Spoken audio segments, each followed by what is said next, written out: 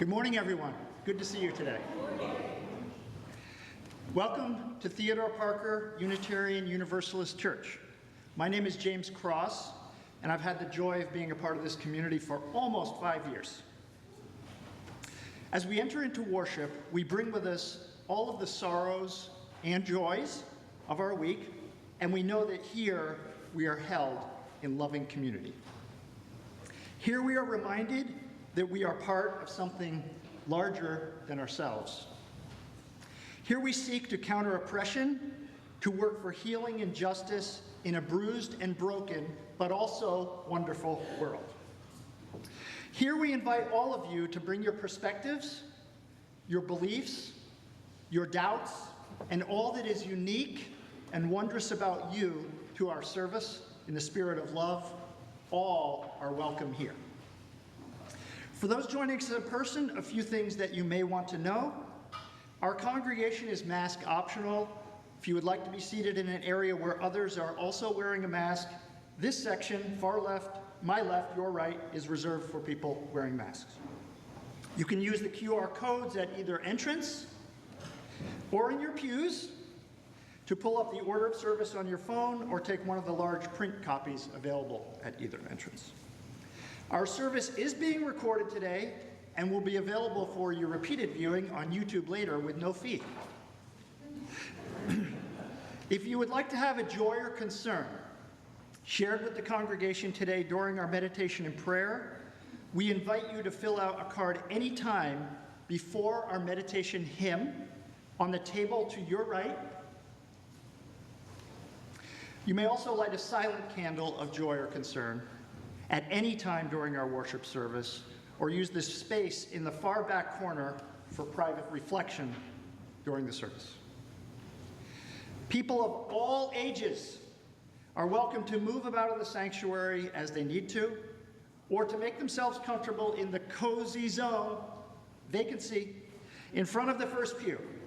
Children's program for elementary school-aged kids is happening today.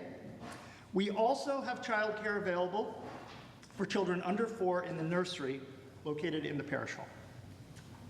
Many thanks to Kevin Murray, who is our camera point person today, and to Jennifer Bonably, who is our Zoom usher. If you're new to Theodore Parker Church or just visiting today, we'd love to stay in touch with you. You're invited to fill out a connection card, which will give you an opportunity to sign up for our weekly updates and help us welcome you. A link to the connection card will be in the chat, as well as our contact info. Those joining here in the sanctuary are encouraged to fill in the contact card you'll find in the pews within the welcome brochure. Now it's that special time of the morning. We'd like to take a moment to greet one another. For those of you on Zoom, put your video on for a time, helps us connect. Please do that. Kevin, would you please put our sanctuary screen in gallery view so we can see our off-site congregation. Let's give each other a big wave. As you know, the camera's in the back if you want to show your face to those folks. As we continue to greet each other, if online, you may post a hello in the chat or nice comment. If you're physically here with us today, we invite you to greet one another and say good morning. Please ask for consent before offering a hug or handshake. Please rise from your seats or move sideways.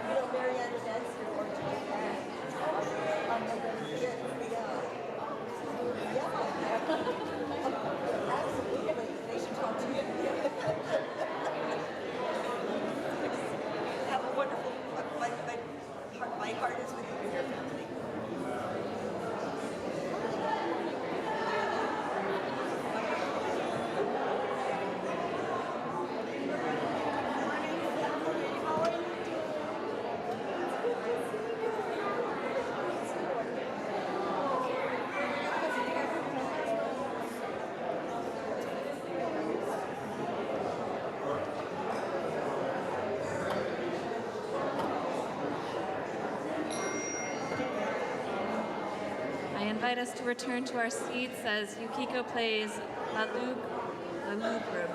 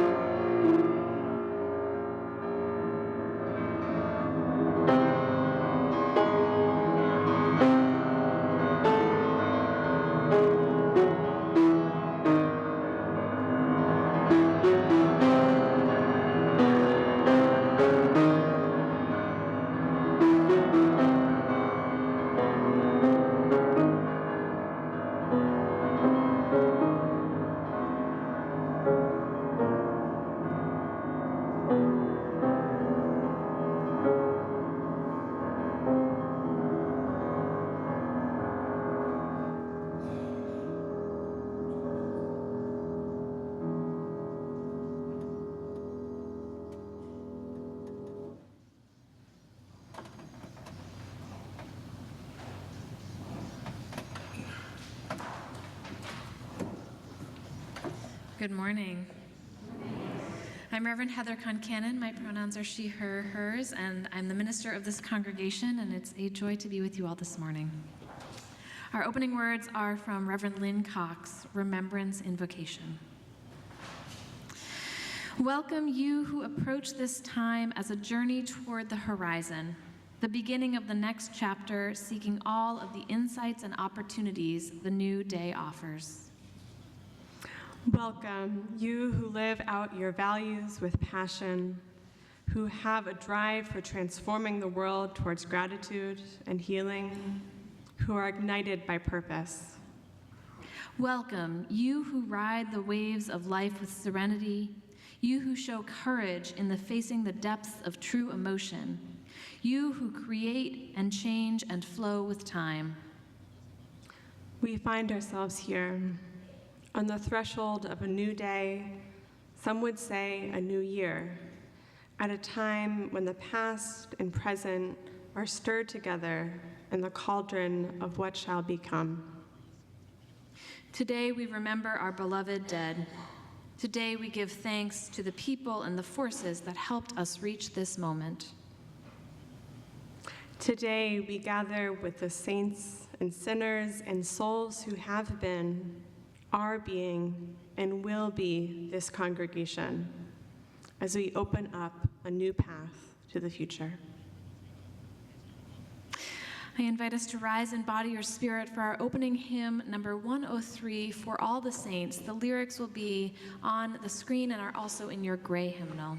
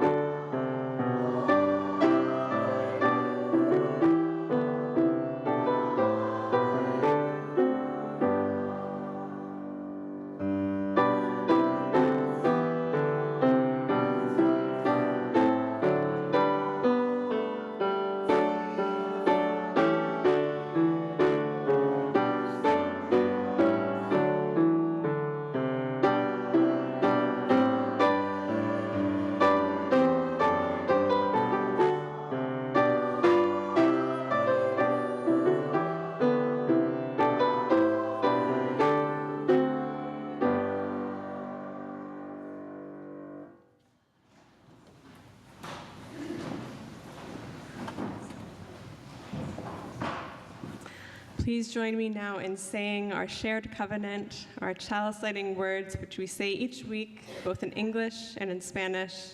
The Spanish is in honor of our sibling community in Plazuelos, El Salvador. I'm going to invite up Ava and Nola to light our chalice.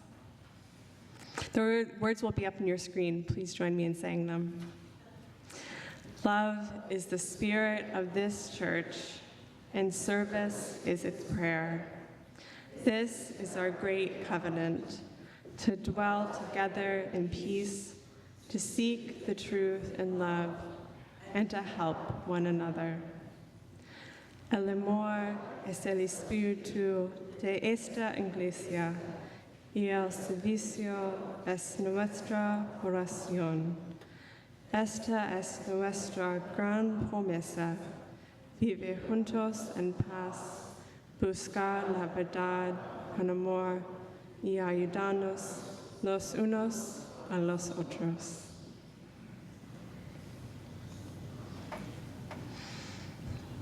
Good morning. My name is Rose. I use she, her pronouns, and I serve as this congregation's religious educator. I have a story to share with you all this morning, after which we're going to be building our collective altar together, and then I'll invite the kids to join me for Children's Chapel, if you'd like to. This story is called Everywhere Still by M.H. Clark. The images will be up on your screen. It's a book, as it says, it's a book about love, grief, loss, grief, and the way that love continues.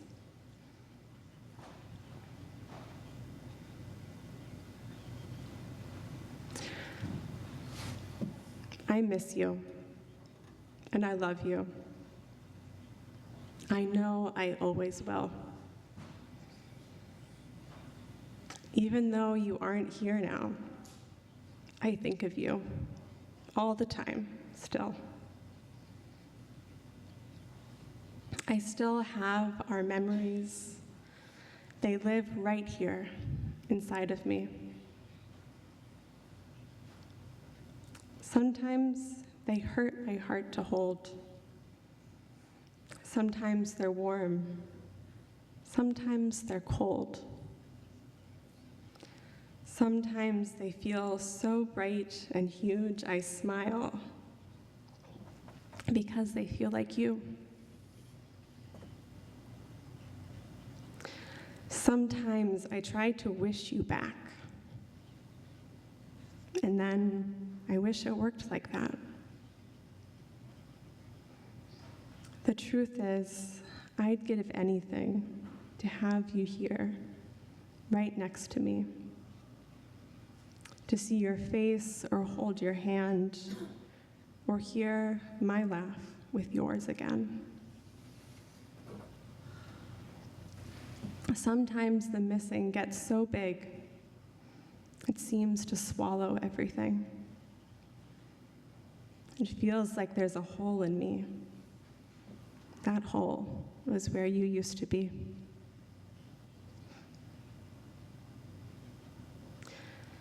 I still have all this love for you,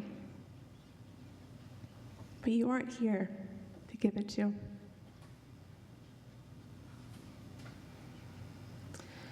But then I think, what if love knows exactly where it needs to go?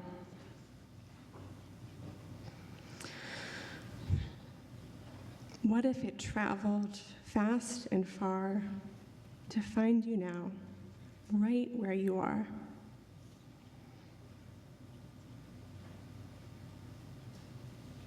My love becomes a bird of flight. Go now, I say, and it takes flight.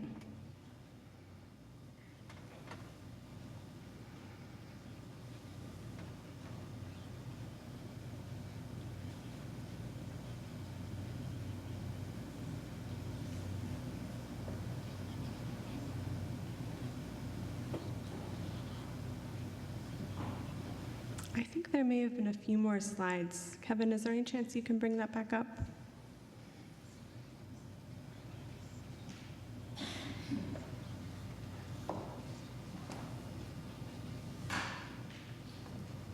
Thank you. It wings across all space and time. It knows exactly who to find. How do I know it flies to you? I know because you send yours too.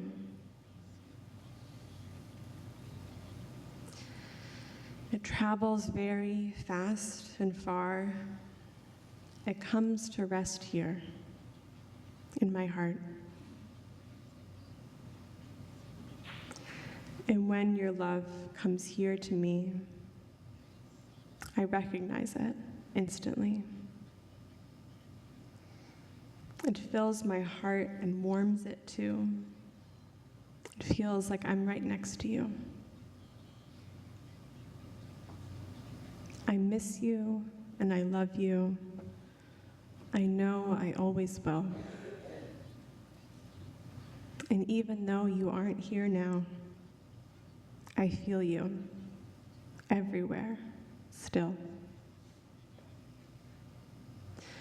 And that's when I remember that as far as you might be, it's love that keeps me close to you and keeps you close to me. Thank you.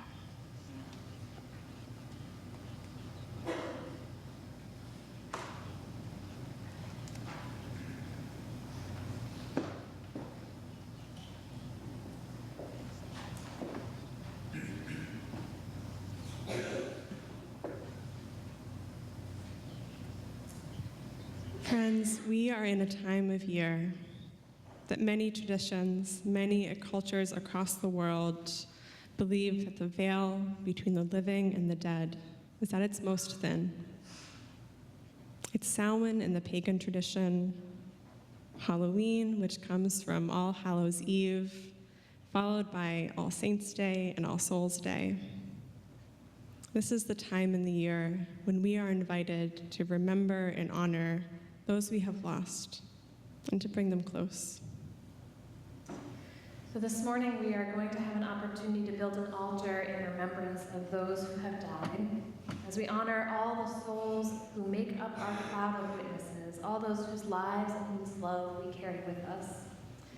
And up here on the altar we also have 2 bowls of salt and a bowl of water in the center.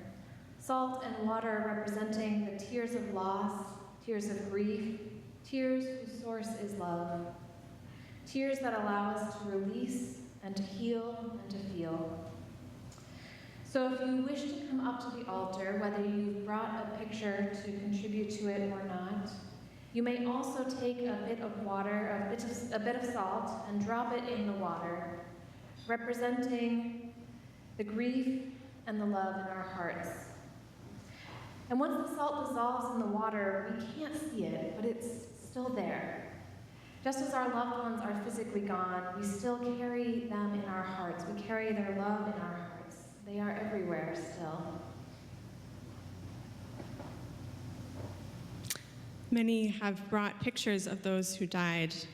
And if you brought a picture, I invite you to get it out now. And in just a few moments, I'll invite you to come forward to place it on our altar. Some have also submitted pictures online ahead of time, and there'll be a slideshow playing with those photos. And whether or not you brought a photo, I invite you to call to mind a person or people who you are holding in your heart today. Picture their face, their voice. Call to mind a memory of your loved one.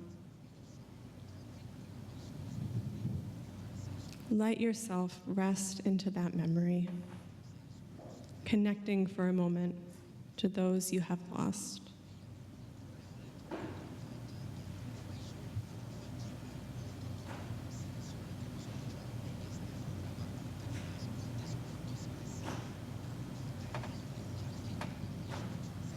And now, as you are moved, I invite you to say aloud or type in the chat the name of the loved one who you are holding in your heart today.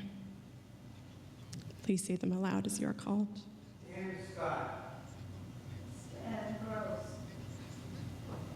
Stan Diggs. Sandy Hatch.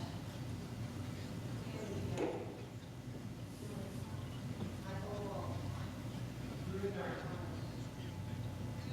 Auntie Howard. Katie Tyson. John Hicks. Bruce Martin. Deborah Chestnut. Kelly Bruce. Paul Cobb. Laura Dowd.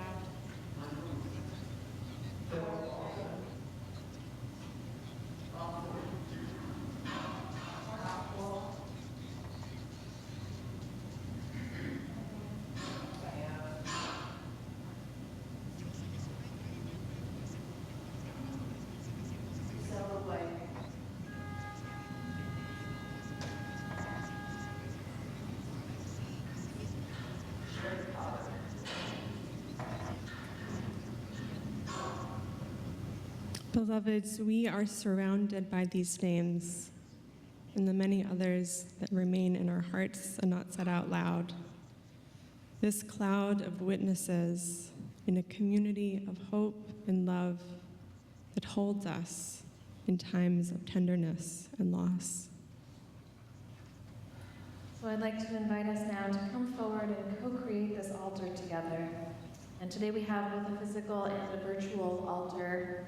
We'll play the slideshow again as people come up. And if you've brought a picture of a loved one that you'd like to place on the altar, I'm going to invite you to form 2 lines coming down the side aisle and then return back to your seats to the middle. And if you did not bring a photo, but you'd still like to come forward in remembrance, I invite you to take a pinch of salt and drop it in the water. You're also very welcome to do both, as we remember those who are no longer physically with us, but whose love we carry.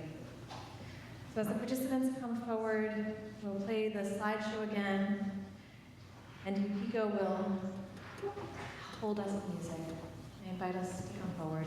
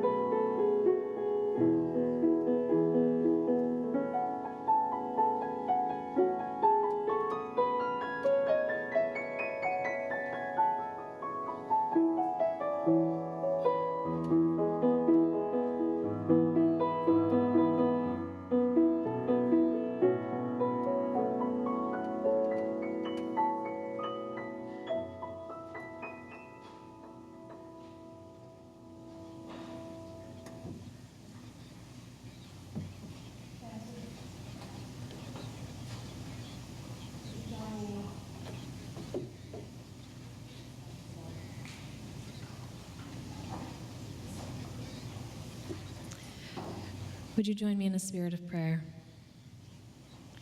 Spirit of eternal love, Spirit that connects us across time and death, memory and heartache, we bring to your altar of remembrance all of those who we have loved and lost. In times of grief, may we find comfort. In times of peace, may we find joy and gratitude. In times of absence, may we feel their presence. And in times of sacred memory, may we know love. May we, the living, carry on these two truths of love and death, feeling this cloud of witnesses guiding us and holding us throughout our lives. May it be so, and amen.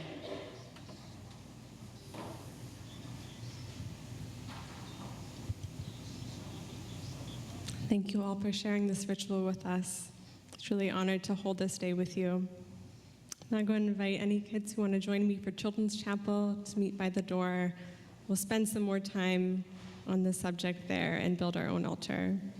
Please join me in singing them out with our children's benediction, where you shall go out in joy.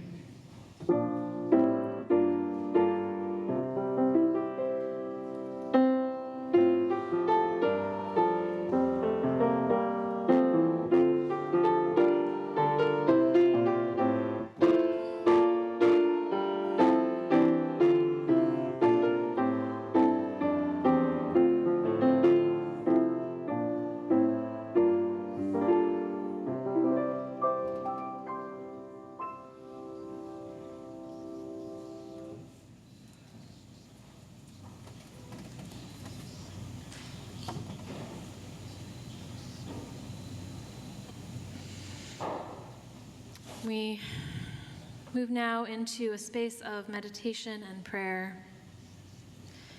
And I invite us to take a few nurturing breaths. If you are here in the sanctuary this morning and you would like a joy or a concern read aloud, I invite you to fill out one of these cards during our centering hymn. And if you're joining us on Zoom today and would like to have one read aloud, I invite you to type that into the chat now. Let us remain seated as we sing our centering hymn, Meditation on Breathing. You can stay on the low part or add the high part if you'd like. Let's sing together. Number 1009 in your teal hymnal.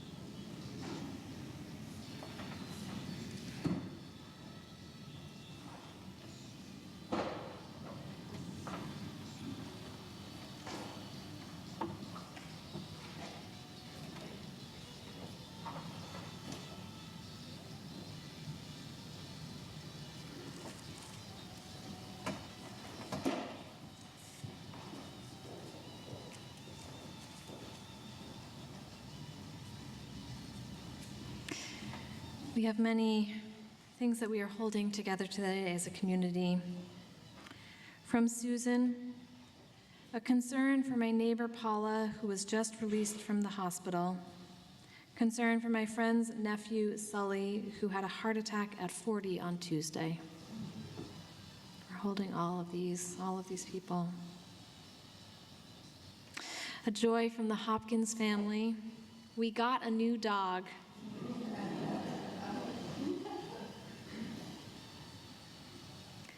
An anonymous sorrow. For Maureen, a complicated person who died yesterday.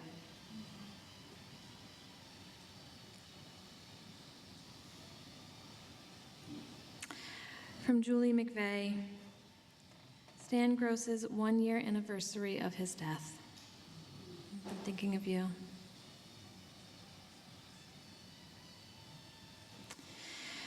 A sorrow from Kathy Ware, remembering my Aunt Joanne today, who I was with when she passed in May.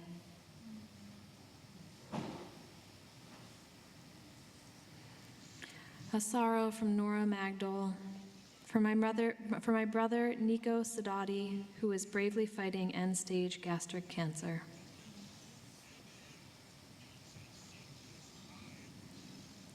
And from Carol Allen, for my friend Ruben, who just lost Angel, his partner of 42 years.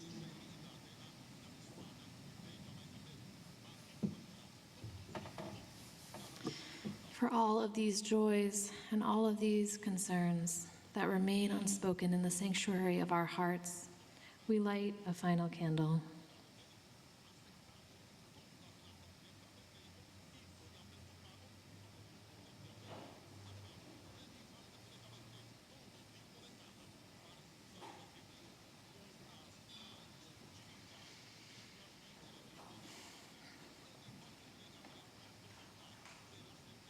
And we pray together. Holy One, God whose other name is love, we carry so much in our hearts in these times: grief and loss, love and hope, pain and joy. Today we remember all of those who have come before us, those who we call ancestors now.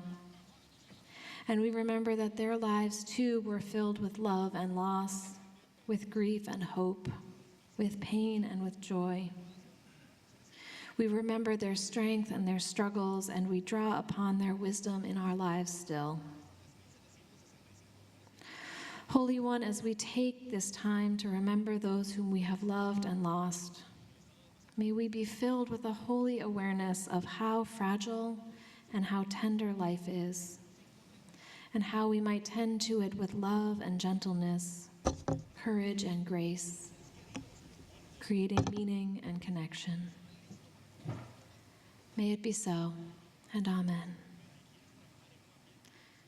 Together, we rest into several moments of shared silence, followed by our musical meditation.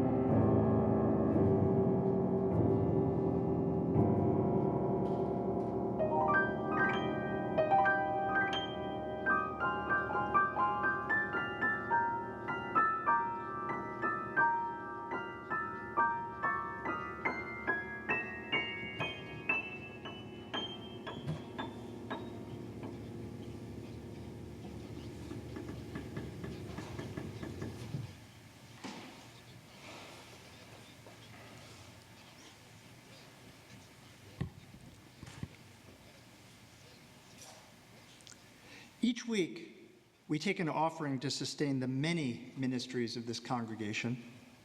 We give because we believe that we are part of something larger than ourselves. We give because we believe in music and sacred space, in transformation and in hope, in community and in love. We give because we know that it takes all of us sharing our many gifts to make this space possible, with the faith that together we have more than enough. Links to donate will be in the chat and on the screen, and ushers will be coming around if you wish to give something more tangible. As our TPC choir sings the 23rd Psalm, as arranged by Bobby McFerrin and Michael Johnson, an offering to sustain this congregation will be gratefully received.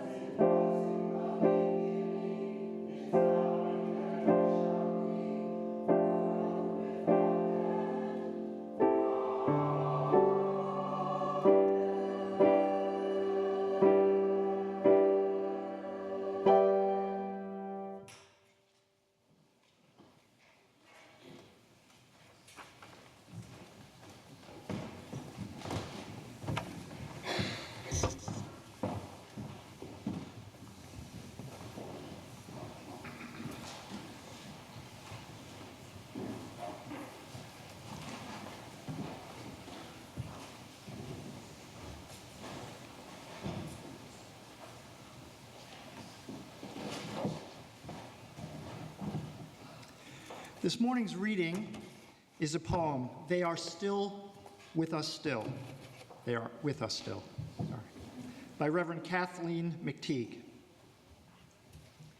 In the struggles we choose for ourselves, in the ways we move forward in our lives and bring our world forward with us, it is right to remember the names of those who gave us strength in this choice of living. It is right to name the power of hard lives well lived. We share a history with those lives. We belong to the same motion. They too were strengthened by what had gone before.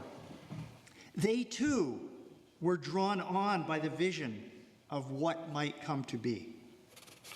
Those who lived before us, who struggled for justice and suffered injustice before us, have not melted into the dust and have not disappeared. They are with us still. The lives they lived hold us steady. Their words remind us and call us back to ourselves. Their courage and love evoke our own. We, the living, carry them with us. We are their voices, their hands, and their hearts. We take them with us, and with them, choose the deeper path of living.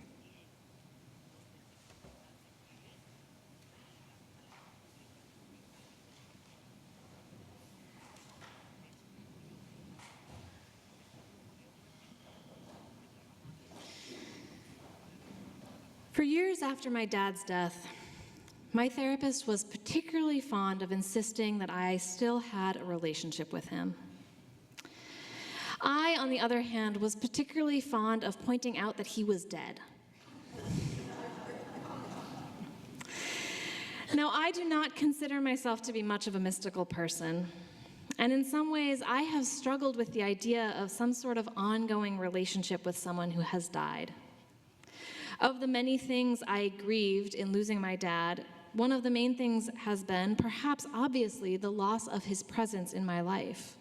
Not having him to advise me on life choices, not having the give and take of conversation, the fact that there will never be another piece of handcrafted woodworking, the fact that he will never hold my child. And so when my therapist suggested that I can still have an ongoing relationship with him, I have found the suggestion unsatisfying, and I linger on the question, how? Now, this is a little bit ironic, given my line of work. I get to encounter death more often than the average person, and it is often my role to do public meaning-making around grief and death, though I do believe that this is all of our work as being human, as part of being human. But it is part of my job also to remind people of the exact thing that my therapist has been trying to tell me, because I do believe that in many ways, those that we have lost live on in us. When we express and emulate the best qualities that they had, when we listen to their favorite music or cook their favorite dishes, when we tell stories about them or pass on something that they taught us, we keep their memory and their legacy alive. But in terms of an ongoing two-way connection with people that we have lost, I find myself particularly agnostic about that. And particularly when it shows up in the form of signs. Now, I don't mean street signs or protest signs. I mean the kinds of signs that people talk about as signals of what one should do with one's life, or messages from the mystery, or communications with people who have died. I remember saying to a friend shortly after my dad died, after some of the members of my extended family felt like they had had moments of experiencing my dad's ongoing presence in their lives, I remember saying to her, "My head really doesn't believe in signs, but my heart really wants to." Such a longing to know, to really know that his love was everywhere still. But there certainly have been times in the years that he's died that I have found myself feeling like something he loved showed up, or I was reminded of him in some tangible and poignant way at some particularly important moment. I'm going to describe one such moment, but in order to do that, first I need to give you some background as to my dad's favorite joke.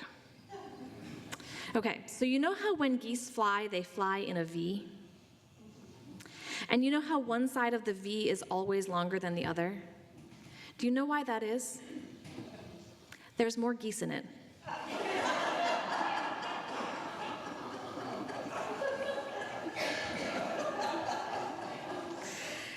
This joke had the universal effect of making my sister and I groan every single time we heard it.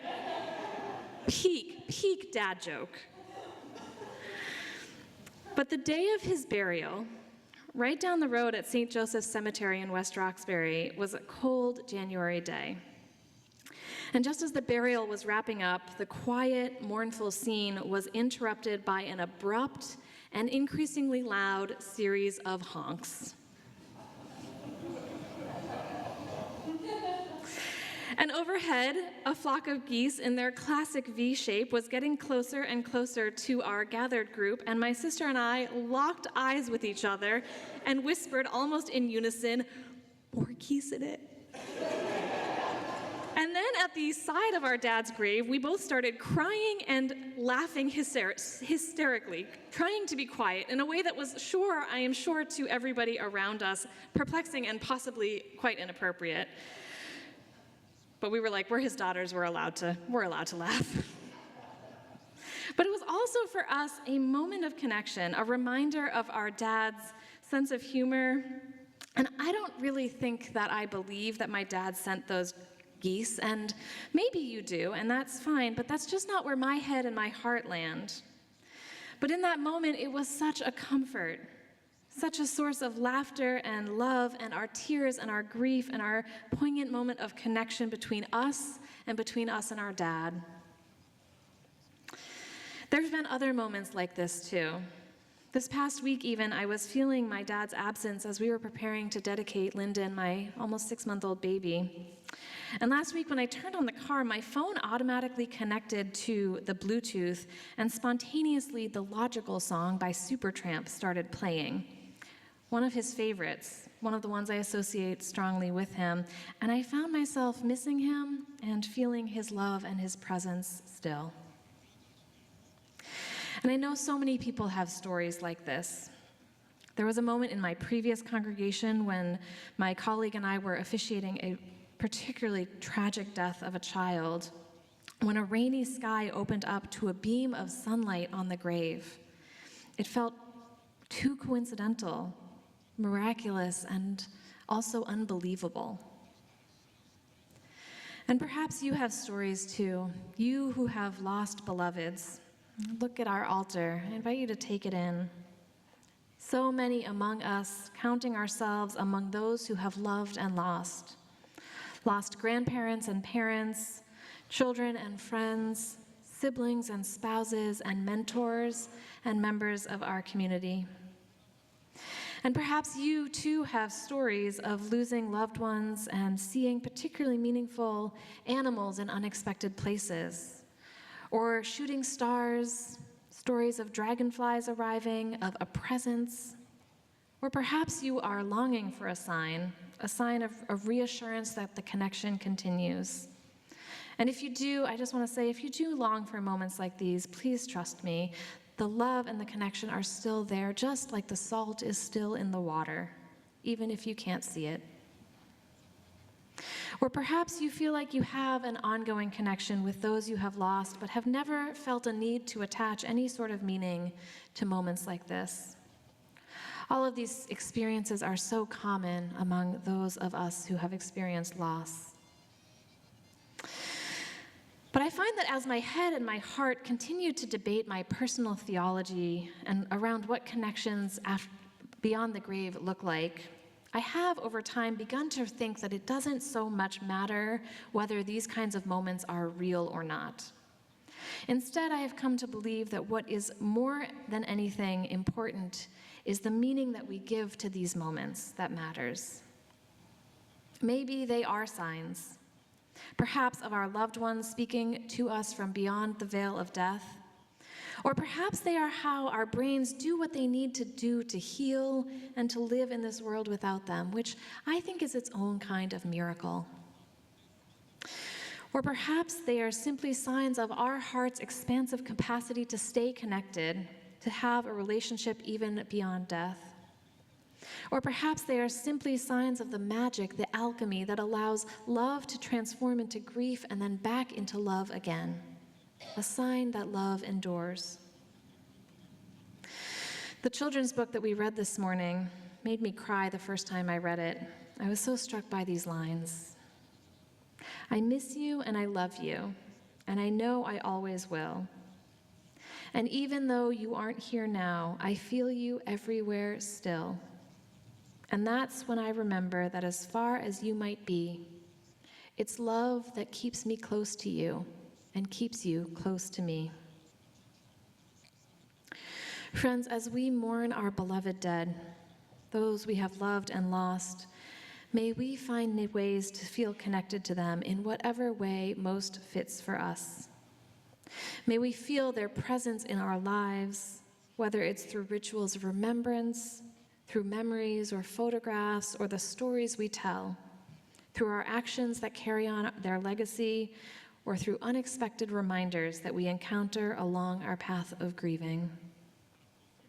May our hearts take in the knowledge that though they are gone, and we miss them and we always will, they are everywhere still in the love that endures. May it be so, and amen.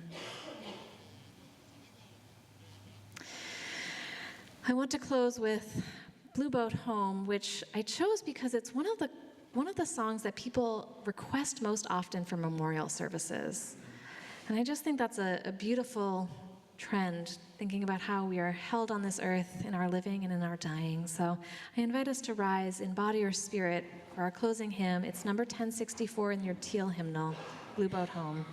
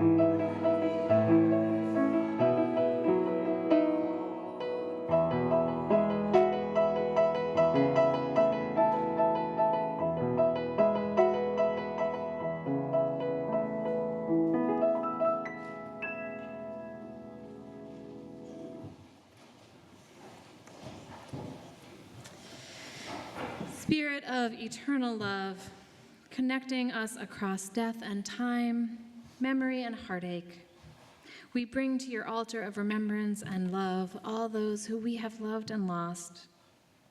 In times of grief, may we find comfort. In times of peace, may we feel joy and gratitude. In times of absence, may we feel their presence. And in times of sacred memory, may we know love. May it be so, and amen. I have a few invitations for us at the end of our worship service. If you're joining us in person, I would love to invite you next door to our parish hall for coffee hour. And if you're joining us on Zoom, I invite you to stick around for a breakout room for connection online. In terms of coffee hour, we are encouraging everyone to try to host coffee hour at least once this year. Try it out, see if you like it.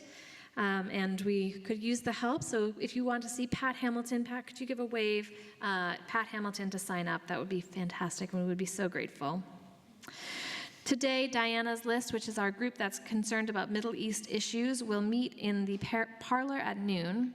And next Sunday, we have a few invitations. During worship, we will have some spiritual practices for holding fear and anxiety, particularly as it relates to the election. And after worship, Diana's List is holding a pre-election processing space.